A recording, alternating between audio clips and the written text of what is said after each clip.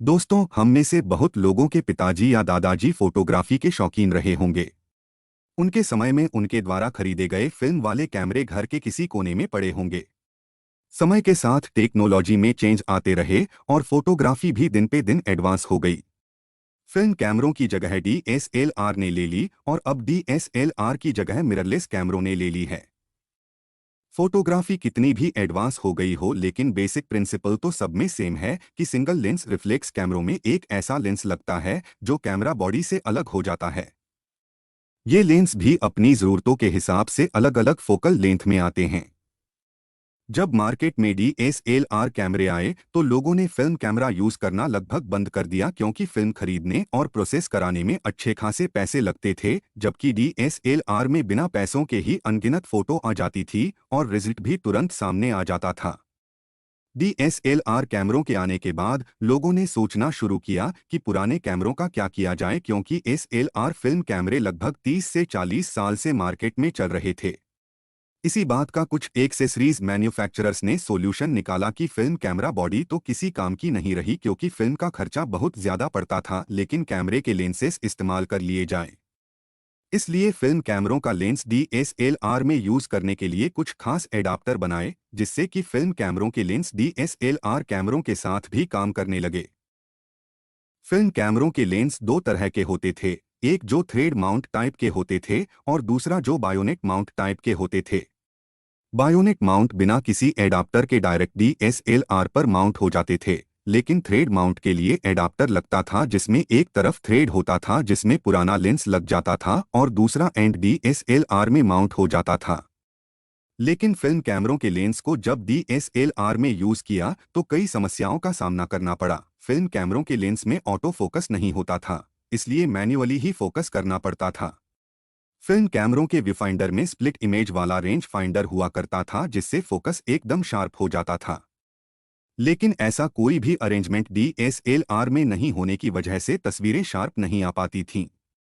दूसरी समस्या थी कि लेंस और कैमरे का कोई इलेक्ट्रॉनिक कनेक्शन न होने की वजह से एक्सपोजर भी ऑटोमेटिकली कंट्रोल नहीं होता था। यदि आपने मनचाहा छोटा एफ नंबर अपर्चर एडवांस में लगा दिया तो व्यूफाइंडर में प्रीव्यू नहीं दिखता था। इन लेंसों से न तो फोकस ही शार्प मिलता था और न ही एक्सपोजर एक्यूरेट मिल पाता था, इसलिए लोगों ने इन लेंसों को यूज करना बिल्कुल ही बंद कर दिया और पूरी तरह से डीएसएलआर के लिए बनाए गए लेंसों पर ही निर्भर हो गए। इसका परिणाम यह हुआ कि जिनके पास भी फिल्म कैमरे थे, वे घर के एक कोने में पड़े पड़े खराब होने लगे। चूंकि सभी ने ही अच्छी कीमत देकर खरीदा था, इसलिए फेंक तो कोई भी नहीं पाया। अब आजकल मिररलेस कैमरों का चलन है। मिररलेस की सबसे बड़ी खासियत यह है कि उसमें इलेक्ट्रॉनिक व्यूफाइंडर होता है। कैमरे में कोई भी लेंस लगा हो, उसके थ्रू पिक्चर व्यूफाइंडर में दिखाई देती है। प्रीव्यू में भी वही दिखता है जो फाइनल पिक्चर में आने वाला है।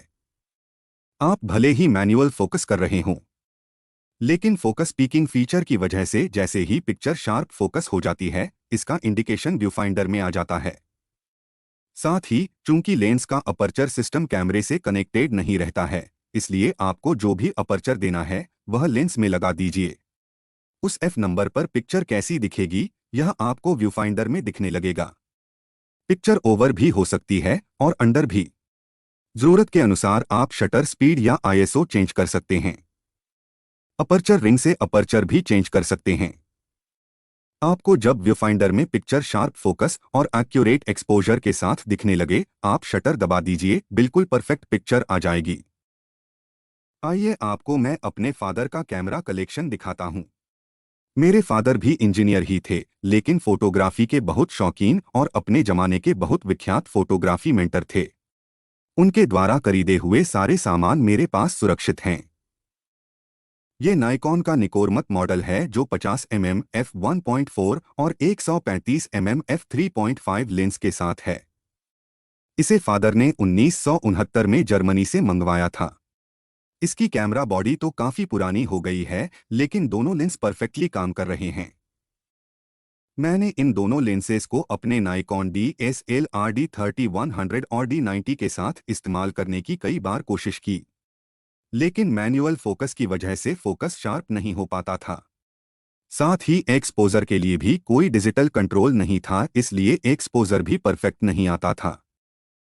फिर अभी कुछ दिन पहले मैंने नाइकॉन Z50 कैमरा लिया जो एक मिररलेस कैमरा है, जिनकी खासियत होती है कि इनमें इलेक्ट्रॉनिक व्यू फाइंडर होता है और इनमें मैनुअल फोकस मोड में फोकस पीकिंग का भी फीचर होता है। ये शार्प फोकस एरिया को हाईलाइट कर देता है, जिससे शार्प फोकस कर देना बहुत आसान हो जाता है। मैंने इस कैमरे के साथ अपने पुराने लेंसेज को ट्राई करने का सोचा। फिल्म कैमरे या DSLR का कोई भी लेंस मिररलेस कैमरे में डायरेक्ट नहीं लग सकता है। उसके लिए एक एडाप्टर अलग से लेना पड़ता है, जिसे FTZ एडाप्टर बोलते हैं, और ये लगभग 12,000 से 18,000 रुपए के बीच में आता है। ये थोड़ा महंगा जरूर लगता है, लेकिन इससे आपके सारे पुराने लेंस काम में आ जाएंगे। आइए इस एडाप्टर के साथ विंटेज लेंस को यूज करके देखते हैं।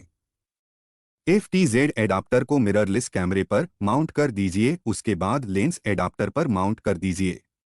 एक बात याद रखिएगा कि आपको फोकस भी मैन्युअली ही करना पड़ेगा, साथ ही लेंस का ऑटो एक्सपोजर सिस्टम भी काम नहीं करेगा। सबसे पहले लेंस के अपर्चर रिंग को घुमाकर अपना मनचाहा अपर्चर लेंस में ही सेट कर दीजिए। शटर स्पीड भी अपने मन पसंद की चुन लीजिए। ISO को ऑटो ISO मोड में डाल दीजिए। आपके लेंस में लगे अपर्चर और शटर स्पीड के हिसाब से ISO ऑटोमेटिकली सेट हो जाएगा। कैमरे को मैनुअल फोकस मोड में सेट कर दीजिए। फोकस पीकिंग एक्टिवेट कर दीजिए। फोकस हाईलाइट का कलर चूज कर लीजिए। अब सब्जेक्ट को एम करते हुए फोकस रिंग को घुमाना शुरू कर दीजिए। जब शार्प फोकस आ जाएगा तो सब्जेक्ट डार्क कलर से हाईलाइट हो जाएगा। अब आप शटर दबाकर पिक्चर ले लीजिए। बिल्कुल शार्प पिक्चर आएगी। बिल्कुल शार्प पिक्चर आ गई है। सेम पिक्चर हमने Z50 के ओरिजिनल 18 से 140 mm लेंस से खींचा। हमें दोनों पिक्चर की क्वालिटी में कोई फर्क नजर नहीं आया। इसके बाद हमने अपने कैनन कैमरे के लेंसेज को यूज करने का प्रयास किया। किसी और ब्रांड के लेंसेज को यूज करने के लिए भी अलग अलग मेक के एडाप्टर आते हैं। यदि कैनन के लेंसेज को नाइकॉन के कैमरे पर माउंट करना है तो FTZ एडाप्टर तो लगेगा ही, लेकिन उसके ऊपर एक एडाप्टर और लगेगा जिसके एक तरफ नाइकॉन माउंट होता है और दूसरे तरफ कैनन माउंट होता है। ये एडाप्टर 1,500 से 2,000 रुपए में आ जाते हैं। इन एडाप्टर को FTZ के ऊपर लगाकर कोई भी कैनन का पुराना लेंस यूज कर सकते हैं। मेरे पास एक 200 मिलीमीटर्स का टेली लेंस है, एक 24 to 70 mm का जूम लेंस और एक 35 मिलीमीटर्स का वाइड एंगल लेंस है। ये तीनों लेंस काम में आ गए। कुछ फोटो हैं जो हमने अपने पुराने निकोरमत के 50 mm लेंस से लिया है। किसी भी फोटोग्राफर को एक 50 mm के लेंस की जरूरत तो पड़ती ही है। फिल्म कैमरों का मेन लेंस तो 50 mm ही होता था। वैसी शार्पनेस आज के 50 mm में नहीं आती है।